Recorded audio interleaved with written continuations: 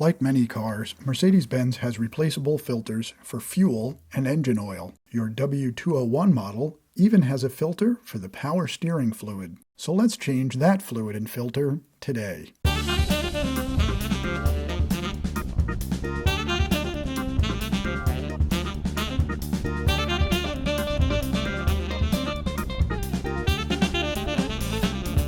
The pre-1986 cars used Dexron-type automatic transmission fluid for the steering. But fluid formulas have improved over the years. And after 1985, Mercedes switched to a synthetic power steering fluid. It's best to switch to the synthetic type, even on the older cars, even though it costs a little more. You'll need 2 liters, and of course, the new filter. It looks like a small metal biscuit, and it's about the same size. Always read and follow the cautions when handling automotive chemicals. This product warns against ingesting the liquid or even breathing the mist. And when handling fluids, always wear safety glasses or goggles.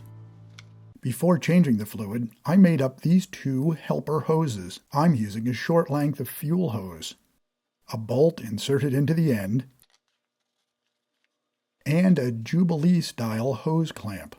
The second hose is 65 centimeters, about 2 feet long, to route the low-pressure return line into a suitable jug. Use a metal tube or fuel fitting as a connecting adapter.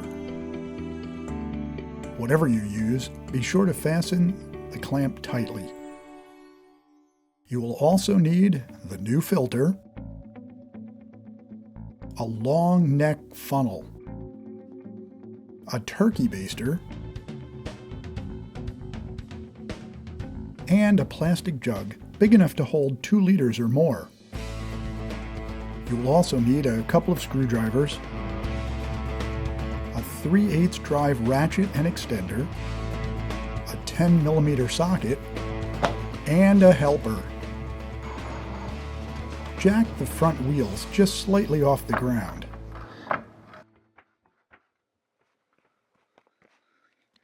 And set your jack stands. This will allow the wheels to turn back and forth freely. Let's pop the hood and locate the power steering reservoir. It is off on the driver's side below the air cleaner intake. Remove the flexible intake hose to get better access to it. Unthread the black knurled knob on top to remove the aluminum lid.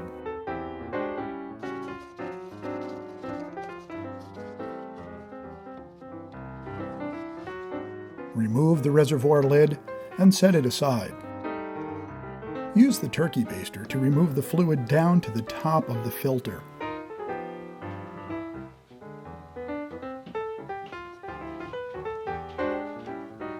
Clean Dexron should be a red, almost strawberry candy color. Look how brown and dirty the old fluid is. It hasn't been changed in a very long time. The new synthetic fluid is a nearly transparent green. Be sure to pull out as much of the old fluid as you can. Locate the low-pressure return line on the pump. Loosen the low-pressure hose clamp. Wear your gloves. You may get a few small drips when you do this. Pull the return hose off. If it hasn't been off in a while, you may have to pry it with a flat blade screwdriver. Slip the short blocking hose you made earlier on the upper reservoir tube.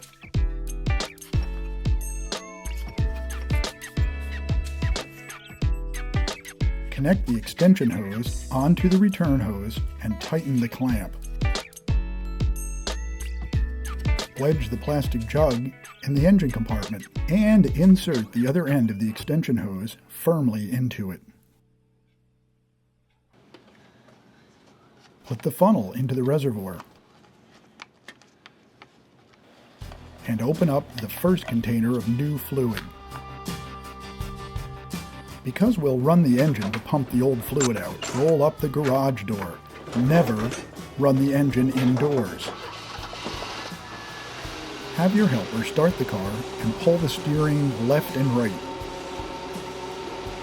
This will force the fluid out from the extremes of the steering box.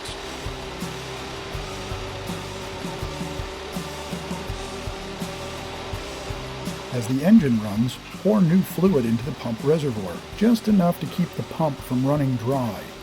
Do this until new fluid starts to show up in the jug. Shut off the engine. Use the 10mm socket to remove the nut on top of the filter retainer post. The nut may come off easily, or the whole post might come up. That's okay. The retainer has a stud, a spring, and a yellow plastic cover. Use a pair of long nose pliers or a wire hook to pull the old filter straight up.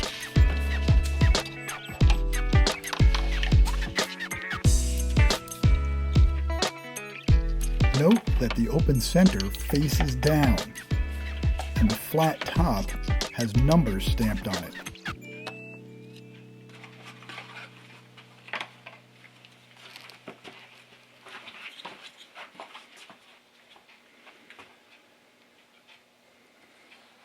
It's time to drop the new filter in and reinsert the filter retainer post. Be sure to keep the spring under the plastic retainer. Put the jug aside and undo the extension hose and the blocking hose. Reattach the return hose to the metal return fitting. You can reuse the old clamp or upgrade the clamp, but tighten it firmly.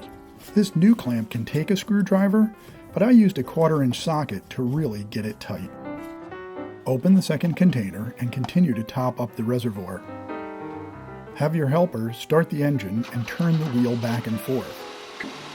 Turn the steering wheel full lock, left to right, to push new fluid in and air pockets out. Keep adding new fluid as the level drops in the reservoir.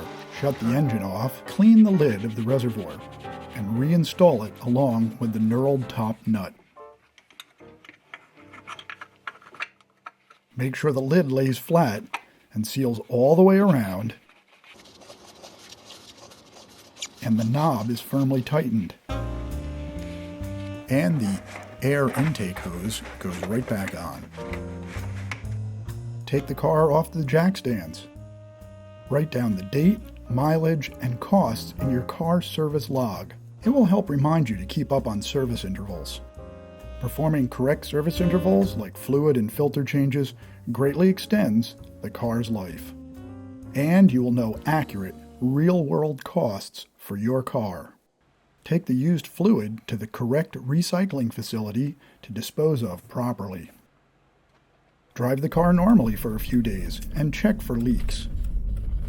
Top up the fluid if needed. You should be good for another 30,000 miles.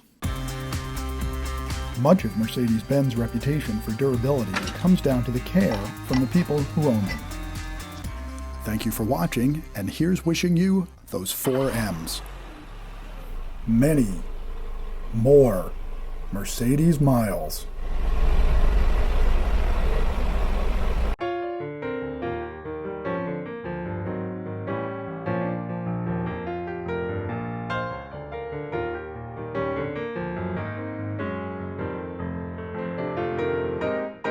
This video was made possible by clicking the like button and subscribers like you.